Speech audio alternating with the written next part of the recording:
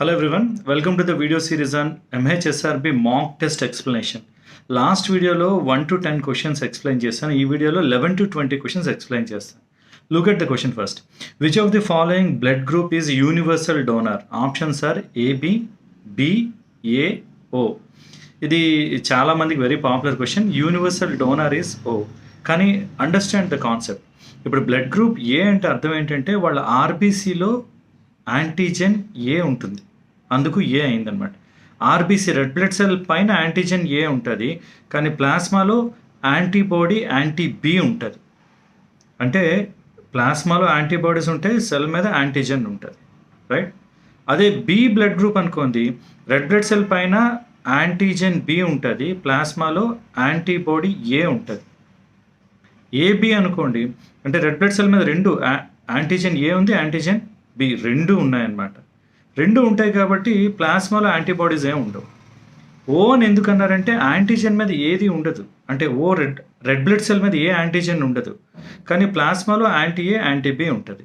So ఇప్పుడు ఎవరికైనా ఏని డొనేట్ చేస్తే యూజువల్గా బ్లడ్ ట్రాన్స్ఫ్యూజన్ రియాక్షన్ ఎప్పుడవుతుంది, వేరే గ్రూప్ బ్లడ్ని డొనేట్ చేసినప్పుడు ఈ బ్లడ్ మీద ఉన్న ఆర్బీసీ పైన ఉన్న యాంటీజెన్ మీద ఈ డోనర్ బ్లడ్లో ఉన్న ప్లాస్మా యాంటీబాడీస్ అటాక్ చేస్తాయి, అప్పుడు అగ్లూటినేషన్ అవుతుంది.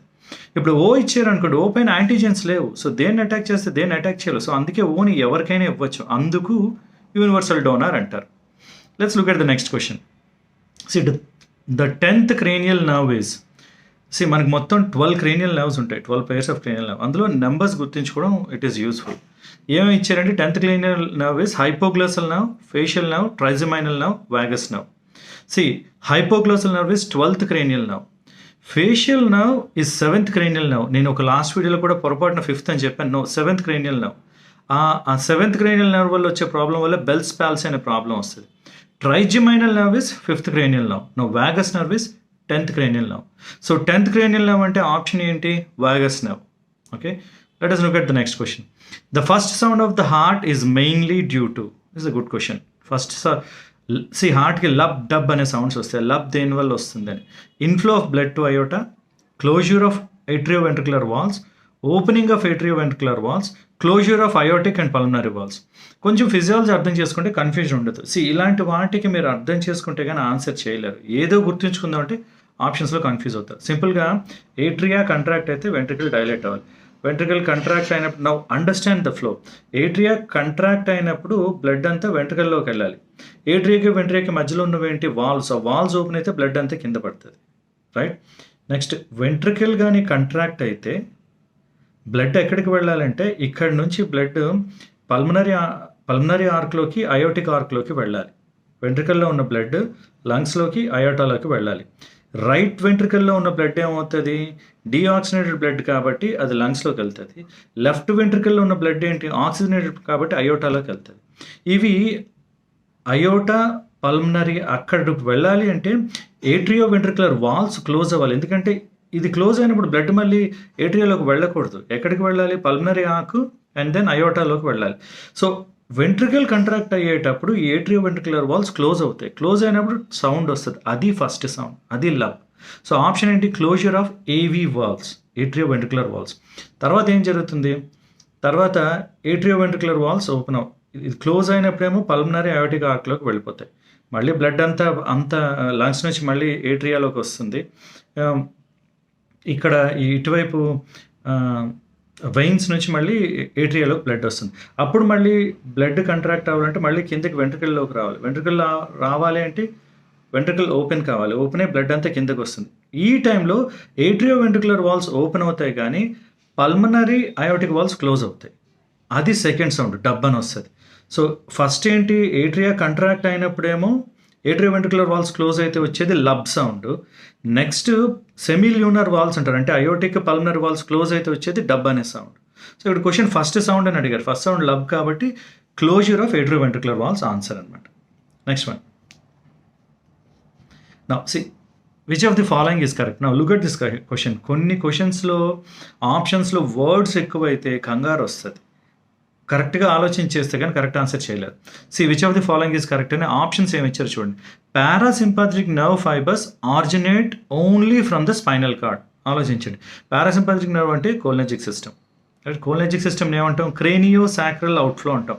క్రేనియో అంటే బ్రెయిన్, సాక్రల్ అంటే స్పైనల్ రీజన్. ఏమి ఇచ్చారు? ఆరిజినేట్ ఓన్లీ ఫ్రమ్ అంటే రాంగ్. అందుకే ప్రతి వర్డ్ కరెక్ట్గా చదవాలి.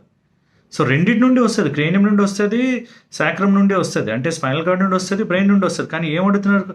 ఆప్షన్లో ఓన్లీ అని ఇచ్చారు, అంటే అది రాంగ్. అది next, preganglionic fibres of sympathetic nerves originate from the brain.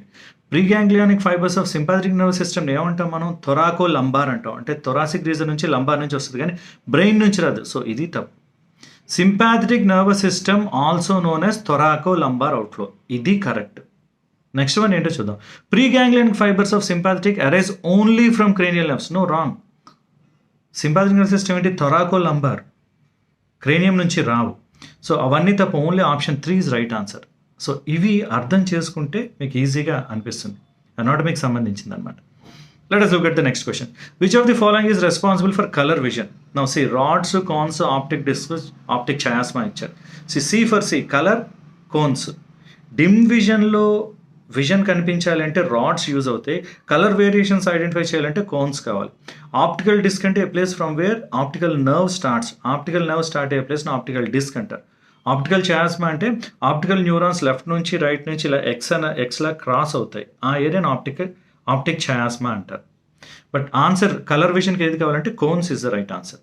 Next question, enzyme responsible for digestion of proteins. Simple one. Amylase అంటే కార్బోహైడ్రేట్స్ని డైజెస్ట్ చేస్తుంది. కోలిసిస్టోకైనిన్ అనేది ఇది గాల్ బ్లాడర్ని, ప్యాన్క్రియాస్ని రెండింటిని స్టిమ్యులేట్ చేస్తుంది. ఇంటెస్టైన్ నుంచి రిలీజ్ అయ్యి గాల్ బ్లాడర్ నుంచి బైల్ జ్యూసెస్ వస్తాయి, ప్యాన్క్రియాస్ నుంచి మిగతా ఎంజైమ్స్ వస్తాయి. సో ఇది డైజెషన్ రెస్పాన్సిబుల్ కదా, వాటిని స్టిమ్యులేట్ చేస్తుంది. బైల్ జ్యూస్ నుంచి బైల్ సాల్ట్స్ వస్తాయి. Bile acids are required for emulsification of lipids and fats. Trypsin is responsible for digestion of proteins. So option 4 is the right answer. Now next, master of endocrine gland ఏంటి అని. Options ఏంటంటే thyroid gland, parathyroid gland, pituitary gland, adrenal gland. Pituitary గ్లాండ్ని master gland అంటారు. Reason ఏంటంటే pituitary gland నుంచి tropic hormones release అవుతాయి. Thyroid stimulating hormone release అవుతుంది. Thyroid stimulating hormone ఏం చేస్తుంది? థైరాయిడ్ గ్లాండ్ని స్టిమ్యులేట్ చేస్తుంది, రైట్. ఎడ్రినో కార్టికోట్రోపిన్ రిలీజ్ అవుతుంది. ఏం చేస్తుంది? అది ఎడ్రినల్ కార్టెక్స్ని స్టిమ్యులేట్ చేస్తుంది. గొనాడోట్రోపిన్ రిలీజ్ అవుతుంది. ఏం చేస్తుంది? అది ఫాలికల్ స్టిమ్యులేటింగ్ హార్మోన్, ల్యూటినైజింగ్ హార్మోన్ని ప్రొడ్యూస్ చేస్తుంది. సో ఈ పిట్యూటరీ గ్లాండ్ నుంచి మెజారిటీ గ్లాండ్ కంట్రోల్ అంతా ఉంటుంది కాబట్టి మాస్టర్ ఆఫ్ ఎండోక్రైన్ గ్లాండ్ అని అంటారు. So option 3 is the right answer, pituitary gland. Next, related one. An example of gonadotropin hormone is, now understand this one. మనకి బ్రెయిన్లో 3 level of organisation ఉంటుంది. Hypothalamus నుంచి releasing hormones వస్తాయి, pituitary నుంచి tropic hormones వస్తాయి. అవి టార్గెట్ గ్లాండ్ మీద act చేసినప్పుడు హార్మోన్స్ రిలీజ్ అవుతాయి. ఏమడిగారు? గొనాడోట్రోపిన్ ఈజ్ అని. గొనాడోట్రోపిన్ అంటే మన పిట్యూటరీ గ్లాండ్ నుంచి రిలీజ్ అయ్యి గొనాడ్స్ మీద యాక్ట్ చేసి దాన్ని యాక్టివేట్ చేస్తుంది. అదే గొనాడోట్రోపిన్ అంటే. గొనాడో అంటే గొనాడ్స్ మీద యాక్ట్ చేసి, ట్రోపిన్ అంటే స్టిమ్యులేటింగ్ అని. ఏంటంటే follicle stimulating hormone and luteinizing hormones are gonadotropins. అవేం చేస్తాయి? గొనాడ్స్ మీద యాక్ట్ చేసి టెస్టోస్టిరాన్, ప్రొజెస్ట్రాన్, ఈస్ట్రోజన్ రావడానికి హెల్ప్ చేస్తాయి. సో ఆప్షన్స్లో ఏమి ఇచ్చారు? Oestrogen, progesterone, testosterone, FSH follicle stimulating hormone ఇచ్చారు. సో గొనాడోట్రోపిక్ హార్మోన్ అంటే follicle stimulating hormone. Next one, hepatitis A primarily transmitted through. Options ఏమి ఇచ్చారంటే blood transfusion, contaminated water and food, airborne transmission, sexual contact.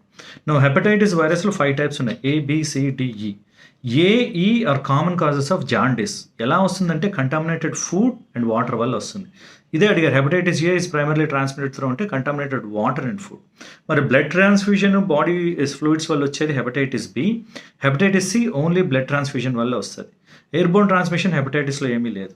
So ఈ hepatitis D ఏంటంటే B ఉన్న వాళ్ళకి D కామన్గా వస్తూ ఉంటుంది. Dangerous things are hepatitis B and C. B blood and sexual contact, C only through blood. ఇది. Now, the last one.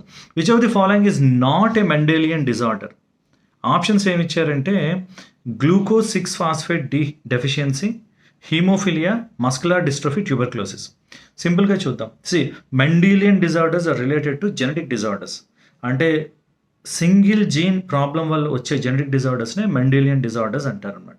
Now understand this one. ఇచ్చిన options చూడండి, ఒక 3 ఒక టైప్, ఒకటే ఇంకొక టైప్. మనందరికీ తెలిసిందే, కీమోథెరపీలో చదివేది ట్యూబర్క్లోసిస్, బ్యాక్టీరియా వల్ల వస్తుంది. మిగతావన్నీ డిఫరెంట్‌గా ఉన్నాయి. సో, ఇలాంటప్పుడు మీరు మెండిలియన్ డిజార్డర్ అనే వర్డ్ అర్థం కాకపోయినా ఆప్షన్స్ చూసి ఐడెంటిఫై చేయగలగాలి. ఇదే ఎలిమినేషన్ అంటారు. అంటే glucose 6 phosphate deficiency, haemophilia, muscular dystrophy ఒక రకమైన disorders. Tuberculosis is completely different. So, they are asking for ఏది కాదు అని అడుగుతున్నారు. సో, డెఫినెట్‌లీ అదే ఆన్సర్ అవుతది. మీకు తెలియకపోతే ఇలా ఆలోచించండి. ఇంతకు ముందు క్వెషన్‌లో కూడా which of the following is a gonadotropic hormone అని అడిగాను. ఈస్ట్రోజన్, ప్రొజెస్టెరాన్, టెస్టోస్టెరాన్ ఒక రకమైన hormones. Follicle stimulating hormone is different. అలా ఆడ్ మెన్ అవుట్‌ని సెపరేట్ చేయగలగాలి. సో, కొన్నిసార్లు మనకి క్వెషన్ తెలియకపోయినా ఆప్షన్స్ బట్టి ఆన్సర్ చేయగలగాలి. Getting back to this one, Mendelian disorders ఏంటి అంటే సింగిల్ జీన్ ప్రాబ్లం వల్ల వచ్చేవి. బ్రాడ్‌గా ఎలా క్లాసిఫై చేశారంటే autosomal disorders, X linked disorders అని క్లాసిఫై చేశారు. మనకి 23 క్రోమోజోమ్స్ ఉంటే 23 పెయిర్స్ ఆఫ్ క్రోమోజోమ్స్ ఉంటే అందులో 22 పెయిర్స్ ఏమో ఆటోసోమల్, ఒక పెయిర్ ఏమో సెక్స్ క్రోమోజోమ్ అనమాట. ఆటోసోమల్కి వచ్చే జెనెటిక్ ప్రాబ్లమ్ని ఆటోసోమల్ క్రోమోజోమ్ డిజార్డర్స్ అంటారు. ఎక్స్ లింక్డ్ అంటే సెక్స్ క్రోమోజోమ్స్కి వచ్చే ప్రాబ్లం. అందులో మళ్ళీ డామినెంట్, రిసెసివ్ ఉన్నాయి. So 4 type: autosomal dominant, autosomal recessive, X linked dominant, X linked recessive.